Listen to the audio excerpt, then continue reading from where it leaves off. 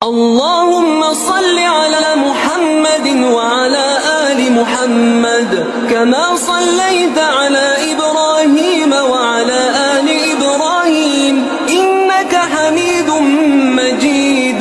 نحمده ونصلي على رسوله الكريم. أما بعد، عن أبي هريرة رضي الله تعالى عنه أنه قال أبو القاسم صلى الله عليه وسلم: من أراد أهل هذه البلدة بسوء يعني مدينة أذابه الله كما يذوب الملح في الماء أو قال النبي صلى الله عليه وسلم. صدق رسول الكريم. அன்னைக்குரிய சகோதரர்களுக்கு மதீனா நகரத்துடைய நிகழ்வுகளை பற்றி பார்த்துக் கொண்டு வருகின்றோம். அபூ ஹுரைரா ரலியல்லாஹு அன்ஹு அவர்கள் அறிவிக்கக்கூடிய ஒரு ஹதீஸ், அபுல் காசிம் அதாவது முஹம்மது ஸல்லல்லாஹு அலைஹி வஸல்லம் அவர்கள் கூறினார்கள், இந்த ஊர் அதாவது மதீனா வாசிகளுக்கு கேடு நினைப்பவர்களை நீரில் உப்பு கரைவதை போன்று அல்லாஹ் கரைந்து போகச் செய்து விடுவான் என்பதாக சொன்னார். மதீனா வாசிகளுக்கு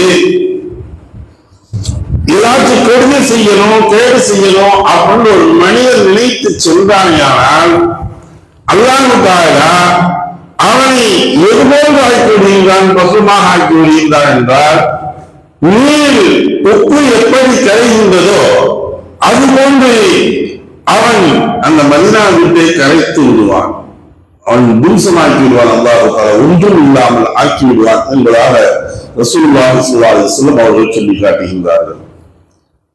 அது மட்டுமல்ல, ரசூலுல்லாஹி ஸல்லல்லாஹு அலைஹி வஸல்லம் அவர்கள் சொன்னாங்க, மதீனாவை பற்றி பின்வருமாறு கூறினார்கள். மதீனா வாசிகள் மதீனா சிறந்த நிலையில் இருக்கும் போதே அதை வன விலங்குகளும் மற்றும் பறவைகளின் சரணாலயமாக ஆகி விட்டு செல்வர் என்பதாக அபூ ஹுரைரா ரலியல்லாஹு அன்ஹு இந்த ஹதீஸை அறிவிக்கிறார்கள். இது கியாமத் நாளுடைய அடையாளங்கள் என்பதாகவும் சிலர் சொல்கின்றார்கள். ஏன் அப்படின்னா, மதீனாவில் நல்லவர்கள் மட்டும்தான் இருக்க முடியும். உள்ள ஹதீஸை நாம் பார்த்தோம். மதீனாவாசிகள் மதீனாவில் வசிக்கக்கூடியவர்கள் நல்லவர்கள் மட்டும்தான் இருக்க முடியும். தீயவர்களை அந்த மண் வைத்துக் கொள்ளாது, அவர்களை நீக்கிவிடும். அதே சமயத்தில் அதில் கெடுதி செய்ய வேண்டும், அதில் ஏதாவது சூழ்ச்சி செய்ய வேண்டும் என்பதாக வந்தால் அவர்களை அல்லாஹ் தஆலா கரைத்து விடுவார். இந்த விஷயங்கள் நாம் இருக்கும்போதுனா மக்களுடைய மனநிலைகள் எப்படி மாறுமோ, ஒரு காலகட்டத்தில் கியாமத்துடைய அடையாளம் இல்லை, யாருக்கு அவன் தன்னுடைய வேலையை பார்த்து தனக்கு என்னங்கிறாப்பே போயிடும், அடுத்தவனை பற்றியே சிந்திக்கவே மாட்டான். உண்மை சுயநலமாக இருந்து கொண்டிருக்கக்கூடியது. அதே சமயத்தில் பிறர்கள் முன்னேறுவதை பற்றி போராமை கொள்ளக்கூடிய எண்ணங்கள் இதுகளெல்லாம் குடிகொள்ளக்கூடிய அளவிற்கு வந்துவிடும். அவ கியாமத்துடைய அடையாளங்களில் சொல்லும் பொழுது சொல்கின்றார்கள், மதீனாவிலிருந்து ஒட்டுமொத்தமாக மக்கள் குடியிருக்க மாட்டார்கள். மண்ணிலிருந்து மொத்தமாக மக்கள் எல்லாம் தொலைக்கப்பட்டு விடும், யாருமே இது இல்லாதவர்களாகும்.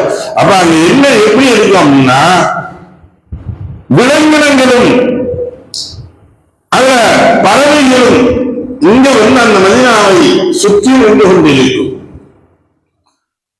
இந்த சூழ்நிலையில்னா அதில் இருந்து மீண்டும் அகற்றப்படும், எல்லாம் போயிடுவாங்க, போயிட்டு மனிதர்கள் மீண்டும் குடியேறுவார்கள் என்பதெல்லாம் வருகின்றது.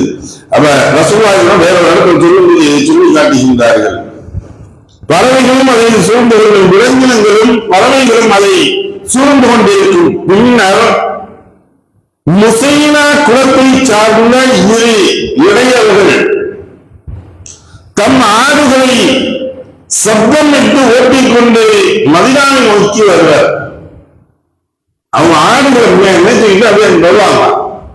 வரும்போது அங்கே விலங்குகளை காண்பார் அல்லது வெறுமையானதை காண்பார். அவர்கள் அல்வதா மலைக்குண்டை அடைந்ததும் இவங்க இதெல்லாம் கண்ட பாத்தியா என்னமோ மதினாங்க இங்க இருந்தாங்க ஒரு ஏரணமாக சொல்லிக்கொண்டு அவங்க மாதிரி அந்த இடையர்கள் ஆடு வச்சுட்டு போறவங்க சொல்லிட்டு போயிட்டு இருப்பாங்க. கோயில்ல அல்வதா என்று சொல்லக்கூடிய அந்த மலைக்குண்டுக்கு பக்கத்தில் இவர்கள் அடைந்த பொழுது மூச்சு வைத்து முகங்குப்புறவிலிருந்து இவர்கள் மறந்து விடுவார்கள். முகங்குப்புறம் அந்த போயிடுவாங்க. அதுக்கு பின்னால் மனிதனா மீண்டும் புனிதமாக மாற்றி மனிதர்கள் மீண்டும் அங்கே வசிக்க செய்வார்கள்.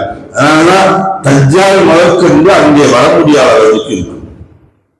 மக்கள் எல்லாம் அங்கு குடியேறி இருப்பாங்க. இஹ்லாஸான தன்மைகள் வந்துடும். அந்த மண்ணுடைய எது விரும்புகிறதோ அந்த மனிதர்கள் அது போன்ற மனிதர்கள் உள்ளே நுழைந்து வருவார்கள். அதுக்கு பின்னால் என்னாகும் தஜ்ஜாலுடைய வருகையுடைய சுமைகள் இந்த பூமியில் தான் இவர்கள் அடைக்கலத்தை சென்றிருப்பார்கள் என்பதை நாம் பார்க்க முடிகின்றது. எதை படித்தோமோ எதை கேட்டோமோ அதை விளங்கி புரிந்து நடக்கக்கூடிய நன்பாக்கியத்தை வல்லவர்களாக ஆக்கி தந்தார். அல்ஹம்துலில்லாஹி ரப்பில் ஆலமீன். சுப்ஹானல்லாஹி வபிஹம்திஹி சுப்ஹானல்லாஹும்ம وبحمدك ونشهد ان لا اله الا انت ونستغفرك ونتوب اليك.